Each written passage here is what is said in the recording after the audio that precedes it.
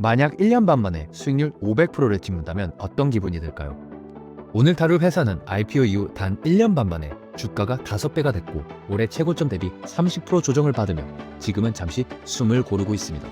그런데 놀랍게도 이 회사를 아는 사람은 많지 않습니다.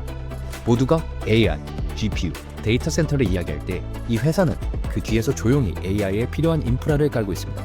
오늘 얘기할 회사는 바로 아스테라 랩스입니다.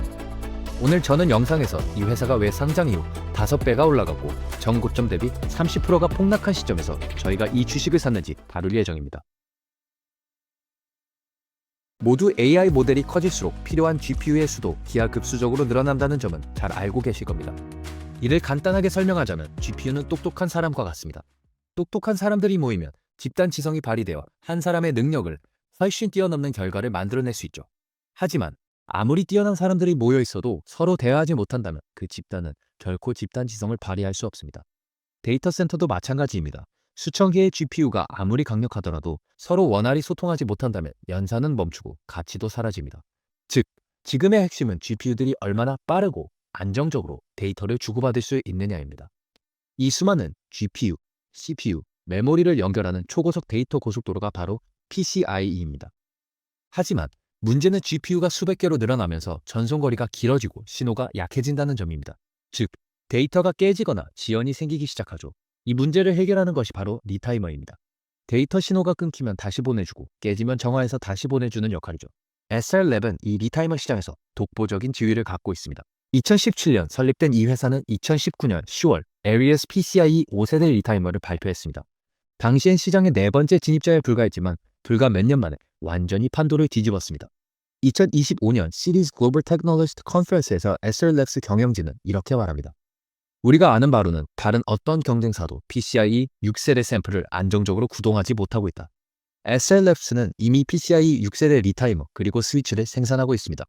즉, 6세대부터는 압도적인 기술력으로 이 시장에서 혼자서 선점 효과를 누리고 있는 거죠. 하지만 이제 데이터 센터에는 수천 개의 렉이 들어가고 그 안에서는 수만 개의 고속도로가 깔려 있습니다. 문제는 그중 몇 개라도 이상이 생기면 수조원 규모의 인프라가 비효율에 빠질 수 있다는 겁니다. 이때 등장하는 게 바로 수만 개의 고속도로를 한 번에 관리할 수 있는 관제탑 SRLabs의 코스모스입니다. 아무리 세계 최고의 연주자들이 모여도 지휘자가 없으면 음악은 소음에 불과합니다.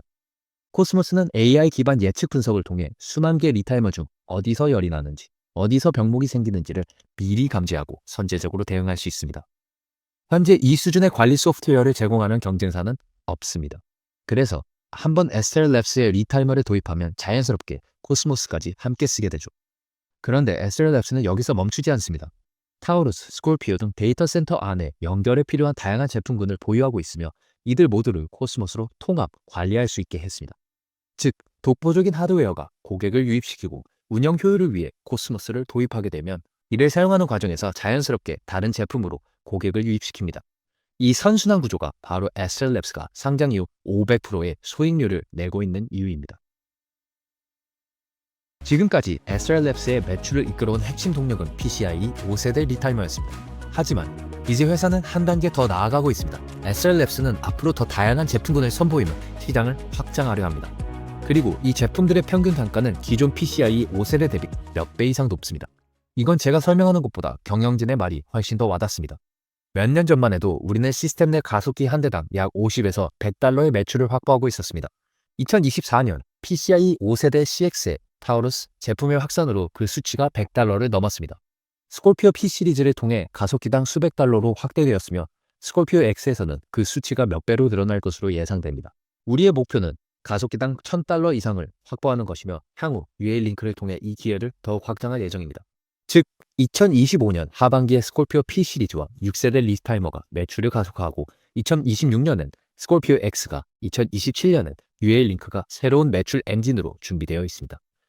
그러나 아무리 뛰어난 기술도 시장이 없으면 숫자는 움직이지 않습니다. SRLabs는 GPU에서 독보적 1위, 엔비디아와 데이터 센터의 독보적 1위, 아마존이라는 두 거인을 강력한 파트너로 확보했습니다. 2022년 10월 조용히 한 계약이 공시됩니다. 아마존이 SRLabs의 제품을 일정 물량 이상 구매할 경우 회사의 2% 지분을 보유하게 되는 조건이었죠. 그리고 최근 아마존은 공식 발표했습니다. 클라우드가 2025년 말까지 100만 개의 아마존 자체 칩 위에서 구동될 것이라고. 그리고 이 칩들을 연결하는데 SLLabs의 솔루션이 탑재됩니다. 즉, 아마존이 데이터 센터를 지으면 지을수록 SLLabs의 매출은 자연스럽게 동반 성장하게 됩니다. 그리고 여기서 끝이 아닙니다. AI 제왕 엔비디아와는 더 깊숙하고 구조적인 연결로 이어집니다. SLLabs 경영진은 말합니다. 현재 PCIe 6세대를 지원하는 GPU는 단 하나, 바로 엔비디아의 블랙웰이며 그 제품에 우리의 솔루션이 적용되어 있다. 즉, PCIe 6세대 리타이머와 스위치를 대량 생산할 수 있는 회사는 현재 전 세계에서 SLLabs 단 하나. 블랙웰이 팔릴수록 SLLabs의 매출도 함께 상승할 수밖에 없습니다. 더 놀라운 건 엔비디아의 차세대 GPU 루빈에도 SLLabs의 기술이 탑재될 예정이라는 점과 엔비디아의 생태계인 엔비링크와 커스텀 AI 칩을 연결하는 엔비링크 퓨전 프로토콜에도 참여한다는 사실입니다. 이는 엔비디아와 SLLab이 물과 물고기처럼 서로를 필요로 하는 존재라는 걸 다시 한번 각인시킵니다. 즉, SLLabs의 성장은 우연이 아닙니다. 강력한 기술, 높아지는 평균 단가, 그리고 탄탄한 고객 생태계가 서로 선순환 구조를 만들며 SLLabs의 매출에 가속도를 불어넣어주고 있는 겁니다. 지금까지의 이야기만 들으면 만화 속에 나올 주인공 같습니다. 완벽하죠. 하지만 주인공은 항상 위기를 맞이합니다. 2025년 9월 18일 엔비디아와 인텔의 파트너십 발표 그 순간 SLLabs의 주가는 급락합니다. 이유는 단순했습니다. 인텔이 자사의 서버 CPU를 엔비디아 엔비링크 프로토콜 안으로 통합하려는 움직임 때문입니다. 지금까지는 서버의 CPU와 GPU를 연결할 때 PCIe가 사용됐습니다. 하지만 이 새로운 구조가 자리 잡는다면 그 시장을 잠식당할 수 있다는 우려가 시장에 번진 것이죠. 하지만 제가 보기에는 SLLabs의 펀더멘털이 흔들렸다고 보기에는 어려운 세 가지 이유가 있습니다. 첫째, 이 기술은 상용화까지 수년의 검증 기간이 필요합니다. 그리고 이미 엔비디아의 블랙웰 GPU는 디자인이 확정되어 생산에 들어간 상태입니다. 즉, 단기적으로 위협적이지 않습니다. 둘째, 엔비링크가 CPU, GPU 연결을 대체하더라도 NVMe 스토리지, NIC, CXL 메모리 등 수많은 다른 컴포넌트 연결에는 여전히 PCI가 필수적입니다. 셋째, 인텔의 강력한 경쟁자 AMD의 서버 CPU를 쓰려면 여전히 엔비링크 대신 PCI를 사용해야 합니다. 위기가 한 번만 있으면 극적이지 않습니다. 올해 10월 13일 SLLabs의 주가는 또다시 폭락합니다. 이번엔 브로드컴의 새로운 스케일업 프로토콜 이선이 등장했기 때문이죠. 이는 SLLabs가 주도하는 차세대 스케일업 프로토콜인 UALink에 대한 직접적인 도전이었죠.